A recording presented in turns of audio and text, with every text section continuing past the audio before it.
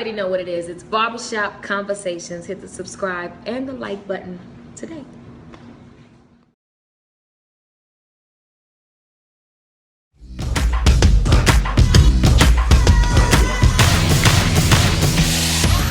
Ladies and gentlemen, welcome to another installment of The Fight Guys. Today we are at Jack Rabbit's Boxing Academy here at the media workout for Jessie Magdaleno and Oscar Valdez. Returning cast is myself, Fernando Pimentel of BehindTheGloves.com, and Dominic Verdine of RingTV.com and IFL TV over in the UK. And Steven Cureño at KO Artist Sports. And obviously, as you see next to me, is the beautiful and lovely CRYSTINA Ponchher of TopRank.com, Top Rank itself, boxing. And again, we're at the workout for Valdez and Jessie Magdaleno. Talk to us about this big pay-per-view coming up on November 5th in Las Vegas, Nevada. Thomas and Mack, Manny Pacquiao versus Jessie Vargas. The legend versus the champion, and then we also have Nonito versus Jessie Magdaleno, Oscar Valdez, and we have Zhu Shiming opening up the card. Talk to us about the event itself and how this is looking. Yeah, it's looking really good. Everything's coming together from the Thomas and Mack, which we produced some really great fights there, to the broadcast crew that we put together with Stephen A. Smith, who will be adding some of his special commentary to the fight, Brian Kinney, and who better than Tim Bradley to call a Vargas-Pacquiao fight, having the experience in the ring, Carissa Thompson holding it down at the host position, and myself as the reporter. And then with the fighters, all of these guys, with Valdez, with Magdaleno, with Nonito, with Jessie, all of them show that they can all be in entertaining fights, and they all most importantly want to put on a show that night. They're not going in there to just kind of skate by 12 rounds. Everybody is going for the knockout in all of those fights, and I'm sure we should see a couple that night. It's going to be a great event. It's possible that Magdaleno versus the American can steal the show. Oh, absolutely. I think you're right, and I think that's one. Obviously, the fans are very familiar with both fighters. This fight has kind of been talked about on social media for a little while now, and we finally got it to come. It's the young lion versus the experienced warrior, and I think that, every young champion or young guy wanting to be a champion has to win that fight that they're maybe not supposed to get to the next level. And I think that's the prize for Jessie. And Nonito's like, look, I'm the champ. I'm way more experienced. I've been on this stage, a ton of times, and I'm not ready to go anywhere yet. So Tell us about just being that you work for Top Rank. Tell us because everyone kind of from the outside looking in looks at Oscar Valdez and he looks like the real deal. Even Sure. old timers, old fans, who look at him, they're like, he's the goods. Like tell us what it's like being in Top Rank and kind of the feeling you guys have for Oscar Valdez. Well, I think we echo those sentiments completely. I mean, he's got what we would consider to be the full package, not just the skills in the ring, but his charisma outside of the ring, the fact that he's a good-looking kid, he speaks English and Spanish, he, lets the fans into his life a little bit on social media, he has a crocodile as a pet, he's kind of got all these, facets, he has all these, aspects to him that could make him a star like an Oscar De La Hoya, but of course you have to back those things up in the ring, and with the 20-0, 18 KO record, I mean, he's doing what he has to do, and I know fans are clamoring for him to fight a Frampton or a Gary Russell Jr. or Leo Santa Cruz, and those fights will come.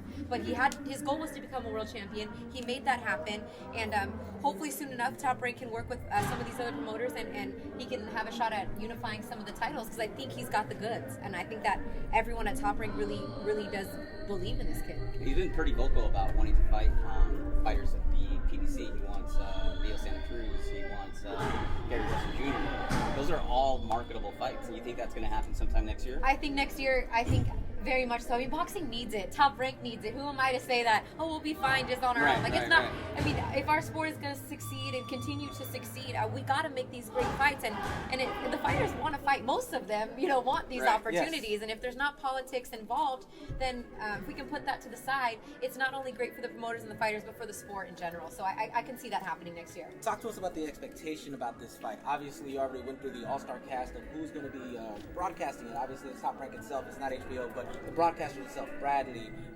yourself, Carissa Thompson. And talk to us just about the expectation of what you guys expect with the production value, being that it's you guys producing it yourselves and not HBO. Well, there's been a lot of thought process going into how we're going to do this. Obviously, HBO has been the gold standard, in my opinion, in how they put on fights and broadcasts, and we've been side by side next to them working for so long that we've had, great experience to pull from what they've done. But Top Rank has been producing their own broadcast for a very long time. We did the True TV broadcast. We've done HBO 2 fights from Macau. We do the international show every time. So we're bringing the experience of the broadcasters like a Brian Kenny and a Tim Bradley to call the fight because they're true pros and they know what it's like. You got a guy that's Stephen A. who not only can help promote the fight on his various platforms, but brings a unique commentary. He's not going to be on the blow-by-blow as a color commentator. Just kind of, I know a lot of people have asked about that, but he's going to be more or less providing some insight in between rounds, maybe how he sees the fight going, kind of like a Harold Letterman, if you will, but without an official scorecard. You know, and we're going to have a host position. I'll be back in the locker rooms bringing you guys interviews from when the fighters arrive to them getting the mitts, getting warmed up and everything. And I think that all together, I mean, it's a way for, they're not putting the Top Rank bias on it in the terms of, you know, yes, I'm going to be there and I work for them, but at the same time, like, they're both our fighters. You know, it's not like we're having a golden boy fighter in terms of the main event. So I think that it'll be held to a gold standard, and as it should be. From cameras to the features that are putting together, we've got a great crew behind the scenes, and it's going to be a really, really awesome show. And that's not the... Were there any thoughts that you had, being that Top Rank brought in Stephen A. because he's been kind of critical of Pacquiao, sure, you know, over the years, and now you guys are bringing him in for the telecast that you guys are putting on. What were your thoughts on that? Yeah, that's exactly right. I was kind of shocked by it, but I get it. I understand. Look, you know, you're supposed to have broadcasters that are unbiased. I mean, if you're going to do this like a you can't necessarily do this from a promoter standpoint, because then, you know, maybe people would watch it on mute. You got to kind of bring in people that are going to bring up, you know, the tough questions, or maybe bring up points that if you have somebody that's, you know, just like myself, only a Top Rank employee, maybe wouldn't say or ask the critical things, and he will, and he has been. So he'll bring that to the table, and you know, if Manny doesn't look good and it looks like it's time for retirement, Stephen A. will have no problem looking Manny back down the face and say, "You're done."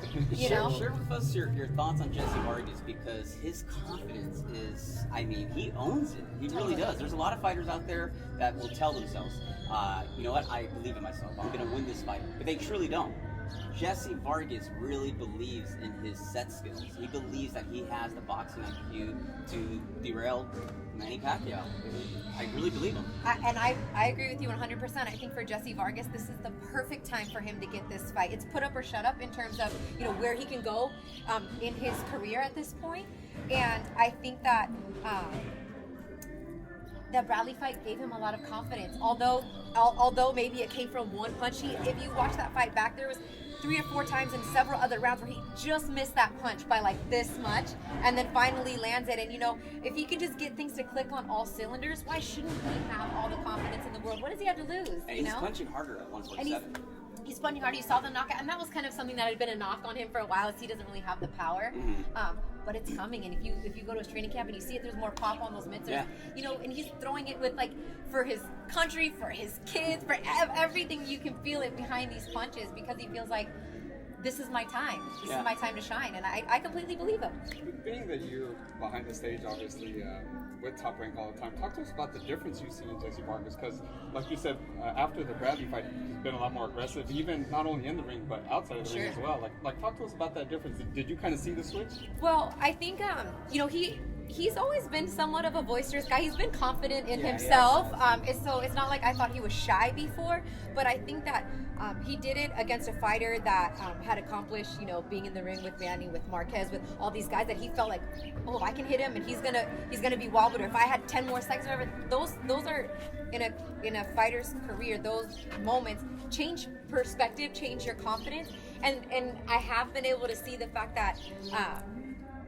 You know, maybe before he wouldn't have been as boastful, but he's earned it. I mean, he's gone out there and put in the work, even against Saddam Ali. You know, you weren't sure because of the switch with trainers, like how that was going to work out, and he goes in there and he knocks this guy out. And you're like, whoa! Like, now he's backing up what he's saying. You know, it's not just talk anymore; it's talk and action. And you know, that's been the biggest changes. Before, I think he's always had that confidence, but maybe he hasn't shown it as much as he has now. You guys actually begin it and end it. You guys also have Lomachenko versus Walter. Oh, yes. The big fight, a fight that many people were looking for at the beginning of this year. Didn't get it then, but we finally get it now. Your thoughts on that fight, and the fact that it's happening at a very intimate location with just a small number of people that could go to it, the Cosmopolitan. What are your thoughts about that? I am super excited. I mean, I was really bummed when we couldn't make this fight happen earlier in the year, when, you know, for money reasons, or, you know, a lot of fighters say it's money. You never really know, but whatever. That's for another episode of another show. But you know, Top Rank with you know Canelo not fighting again till next year. You know, kind of some things happened, and I like to say that the planets all aligned, the stars all aligned, and we got to give you guys a great gift, a Thanksgiving gift, with this fight. And it being at an intimate venue like the Chelsea at the Cosmopolitan, it's like yes, because these guys are gonna go in there and they're gonna bang. You know, like they're gonna. It's great for everybody in attendance because you're gonna get to see the skills of Lomachenko up close. There's not a bad seat in the house, and very then intimate it is a venue. very intimate venue. And the X factor, which is Nicholas Walters' power. If he can find a way to get inside, he has that punching power. Ask Nonito Donaire. That is a game changer. That is a game changer. And if he can try to get inside, I mean, who knows? A question about Lomachenko is his chin. Has he been hit? You know, flush? Has he gone against a big puncher? I mean, it's gonna make for some fireworks, and I'm super excited about that. For those new Fight Guy fans out there, check out our YouTube channel. We have a video with Nonito Donaire actually breaking down Lomachenko's cadences, the things that he does, and how Nicholas Walters can take advantage of that. Very seldom do we see a fighter, Lomachenko's ability to box the way he does, but at 8-0, we've never seen a fighter of that caliber have 2 titles around his waist. I mean, he's a 2-division champion. He's an amateur, 2-time gold medalist that was 396 wins against 1 defeat, I believe. Yeah. And he got revenge. He did. In that defeat. What makes Lomachenko so special? Okay. You know, everything that you just said, he's really something special, and I think he's legit. Like, you know, promoters will promote the crap out of their fighters, even if they're not worth, you know, much, but he's the goods. Yeah. You know, and he's shown it in just the way his mind is, the way he thinks, his work ethic, his footwork, his ring intelligence, the quickness of his hands. I mean, some of the crazy workouts that he does with his tennis ball tied. I mean, he's insane. He's like a freak of nature, honestly, and it's been such a joy to watch his career. Christina, before we let you go today, just let the fans know where they can follow you, get to see more about you, get to know more about you. Hello. Yeah, just let us know where we can find all that.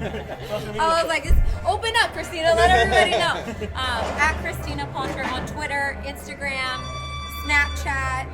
All our videos all week long are going to be streaming live on Top Rank's Facebook and YouTube. And then, of course, don't forget the pay-per-view. It's going down November 5th on the Thomas and Mack, produced by Top Rank pay-per-view. I'll be hosting the weigh-in show live and then bring you all the locker room and behind-the-scenes footage come fight night. So thank you guys for having me. Appreciate it. Thank you. Once again, for the Fight Guys, Dominic, Steven, myself, Fernando, and Christina saying we'll see you at the fight. Make sure to continue watching this coverage from Pacquiao, Jessie Vargas. We will be at the Manny Pacquiao workout next week. Hopefully we'll talk to Oscar Valdez a little shortly. But thank you guys for tuning in, and we'll see you guys next time.